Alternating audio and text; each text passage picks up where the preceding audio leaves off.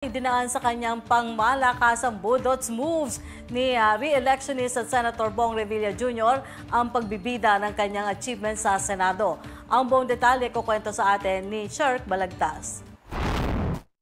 Ibinida ni Senator Ramon Bong Revilla Jr. ang kanyang malapepeng agimat sa kanyang talumpati sa Alyansa para sa Bagong Pilipinas Senatorial Slate Rally nitong Martes na tila nagbudots sa mga nagawa niyang batas. Ayon kay Revilla, nakapaghain siya ng mahigit 2,000 panukalang batas at 343 ay naipasa na. Sinasabi nila, nagbudots lang daw ako. Totoo, nagbudots ako sa Senado. Nagbudots ako ng 2,000 panukalang batas at nakapagpasa ng 343 na batas na ngayon.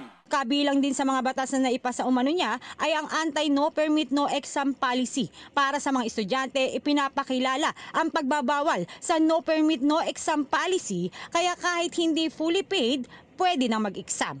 Yung ating pong lola at lolo, yung expanded centenarian law na pinaglaban namin ni Manang Aimee, yung ating mga lola at lolo, 80, 85, 90, 95, tatanggap ng 10,000 pesos simula sa taong ito.